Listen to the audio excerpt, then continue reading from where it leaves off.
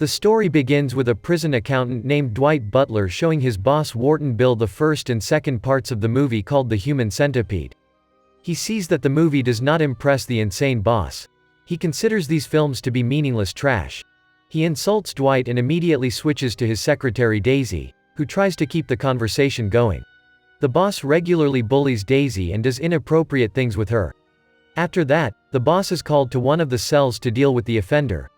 Dwight tags along with the warden and says that compared to other U.S. prisons, this prison has the highest turnover, violence and medical costs. They must change the situation as soon as possible, otherwise the governor will fire them and they will be out on the streets. But the boss doesn't want to hear anything. As the boss walks down the corridor, all the prisoners yell at him. The boss stops at one of the jail cells. A tattooed prisoner who is locked up in it begins to troll him. The boss remembers the prisoner's number and promises to deal with him later. Soon, the chief approaches the prisoner who beat the guard. Upon learning that the prisoner is right-handed, the boss breaks his right hand. Dwight asks the chief not to get carried away so as not to increase medical expenses. Boss and Dwight return to their office. The chief measures his blood pressure and freaks out because it is too high. Dwight proposes to still discuss ways to reduce prison costs. He found some ingenious solution to all the problems, but the boss does not allow him to speak. The warden says the current prison system is too lenient. Boss considers the interrogation to be the ideal of justice. One of the prisoners calls the chief and says that he managed to escape from the cell. Now he is heading to the boss's office to punish him. The chief is terrified of the prisoners. He closes the door to the office and hides under the table. Then Dwight grins and finds out that the prisoner did not break out of anywhere. He just used his monthly phone call to scare the boss. The angry warden crawls out from under the table and promises to punish the offender. Soon this prisoner is brought to a special cell. He is tied to a table. The boss and the prisoner have a verbal fight. After that, the boss orders the guards to bring several buckets of boiling water. When boiling water is delivered to the cell, the boss covers the prisoner's face with a towel and pours all 3 buckets on it. The prisoner remains alive. After that, the boss returns to the office. The governor of the state comes to see him. For the sake of the guest, the boss tries to restrain his evil nature. As Dwight predicted, the governor is unhappy with the cost of the prison. In addition, he condemns the methods used by the boss because it spoils his election campaign. The governor promises to return in 2 weeks and fire the boss and Dwight if things don't change for the better in the prison. As the governor leaves, the boss becomes hysterical. He is not going to improve anything. He prefers the idea of performing a vasectomy on all the prisoners. Despite Dwight's protests, the boss orders the prisoners to be gathered in the yard and delivers an angry speech to them. He promises to perform a vasectomy on everyone and decides to start with a tattooed prisoner who recently insulted him. The tattooed prisoner is immediately taken to a separate cell. Boss prepared a knife and performed the surgery himself. After that, he asks Dwight to take the severed organs to the cook and plans to eat them.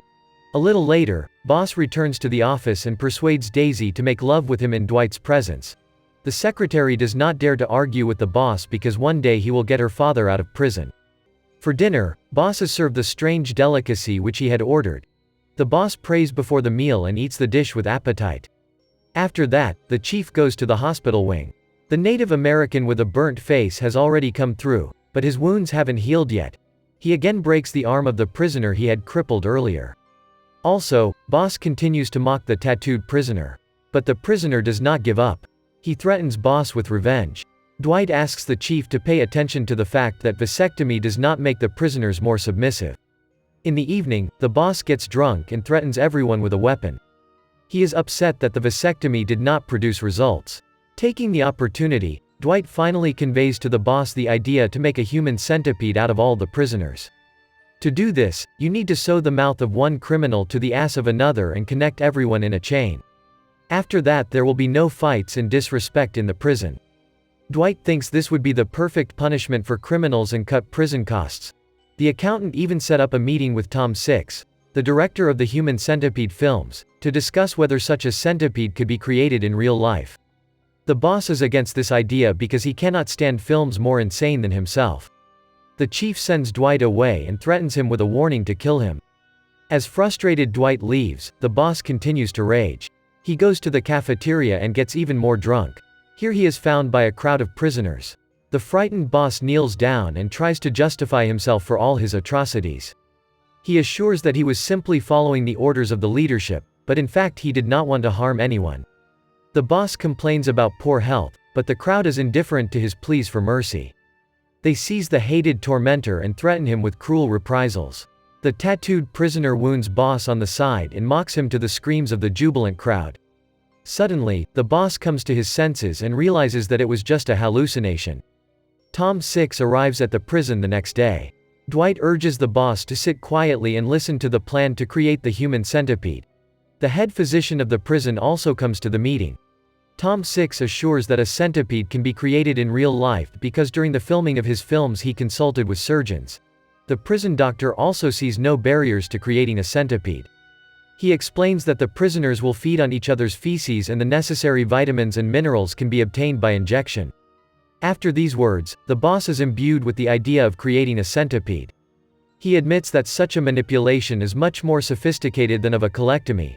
Dwight thought of everything down to the smallest detail. Instead of cutting the knee tendons, he suggests using a compound that temporarily paralyzes the knee joints.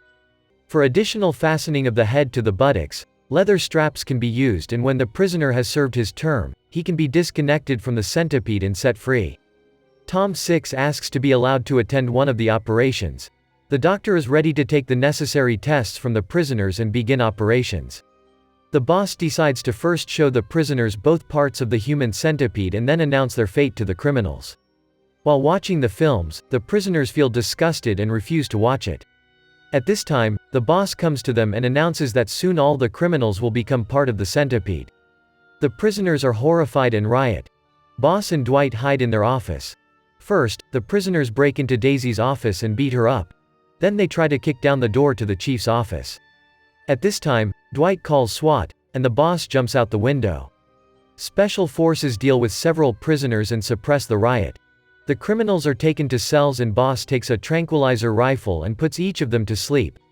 After that, the unconscious prisoners are taken to the hospital compartment.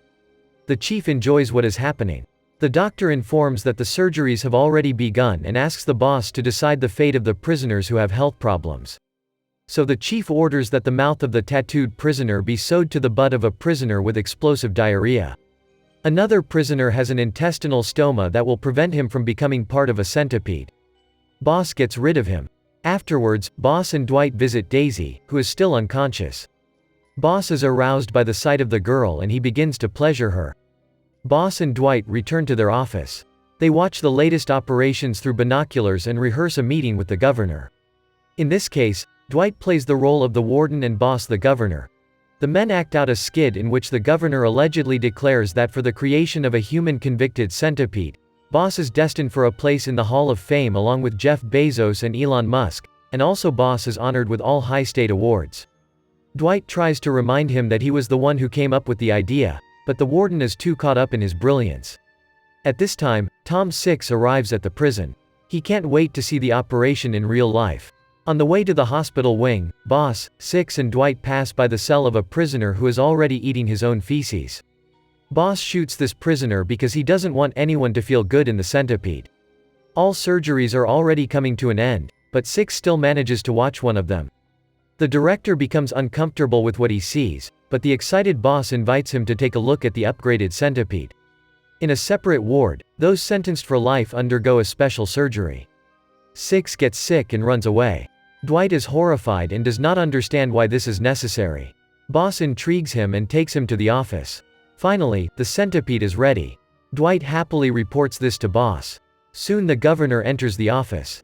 He doesn't understand why Boss and Dwight are so happy and is about to fire them. However, the boss openly flatters the governor and invites him to take a look at the centipede, which is located in the prison yard. The governor is perplexed by what he sees. Then Dwight begins to explain how the creation of a centipede will save a lot of money on the maintenance of prisoners. The accountant is sure that none of the criminals who served their time will want to connect their lives with crime in the future so as to not return to prison and become part of the human centipede again. This will drastically reduce the crime rate. The freed funds Dwight proposes to spend on education, medicine and nursing homes. Taxpayers will adore the authorities for creating the centipede. The governor is trying to quell his nausea when he notices that Daisy has also become part of the centipede. The boss explains that this is his idea. After that, he shows the governor the icing on the cake. A human caterpillar for life sentenced. Soon, boss, Dwight and the governor enter the ward where a prisoner is sitting who has already served his term and is therefore disconnected from the centipede. Now he prays and thanks boss for deliverance. There is a scar around his mouth that will forever remind him and those around him of his punishment. The governor, horrified, sinks onto the couch. He says that this is a violation of human rights and public morality. The governor declares that he has had enough and quickly leaves. Dwight sits down next to the boss and realizes that he is a dead man. The warden puts a gun to his head but changes his mind and points it at Dwight. Just then, an enthusiastic doctor enters the room. He is ready to start a nationwide centipede campaign, but boss shoots him.